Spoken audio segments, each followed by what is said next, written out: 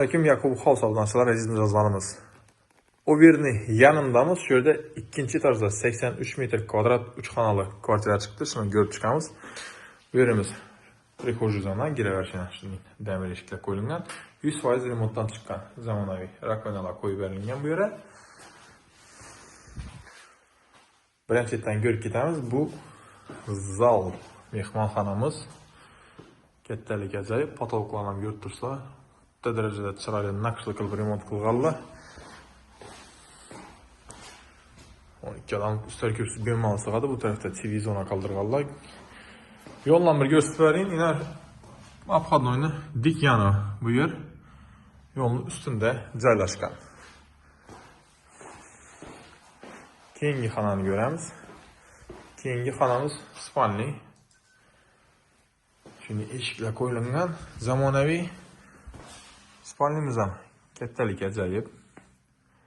Aboylar bilan ishlab remont qilingan. Hamma spalni garnitur jihozlari bilan sig'ib turibdi. Keyingi spalnimizni ko'ramiz. Bu spalnimiz detskiy spalni bo'ladi. Ikki bolaning kravati, hamma narsasi bemalol sig'adi shkaflari bilan birga. Potoloklari natijnoy. Bu yerimizda yuvinish xonasi. Samolyot kattaligi ajoyib. Bu yerda yana kiyim mashinani tochkalar tashlab ketilgan. Bu yer cho'qli pol qilingan. Yaqinlarda eng zo'r yeri oshxonada.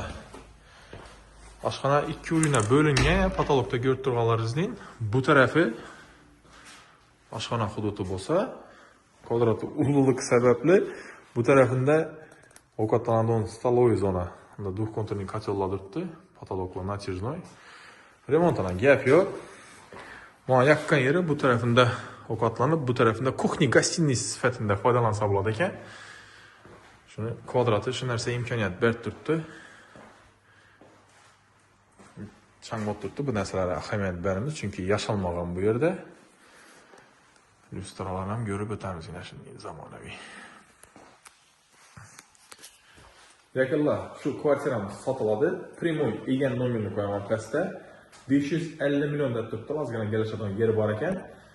Har rolikda aytib o'taman bu narsani. Men Primoy egadan ko'rgan vaqtda hujjatlarni обязательно tekshirib xarid qilinglar. Chunki menga zakaz qilgan vaqtimda, men ofisda vaqtimda hamma hujjatlarni tekshirib, keyin roliklarni chiqaraman, keyin sotib chiqaraman. Hujjatda qandaydir nosozliklar bo'lsa, men unday mijozlar bilan ishlamayman.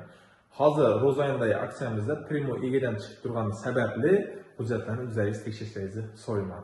Shu kvartiraga yoqqan bo'lsa, bir like bosib, pastda kommentariy qoldiring.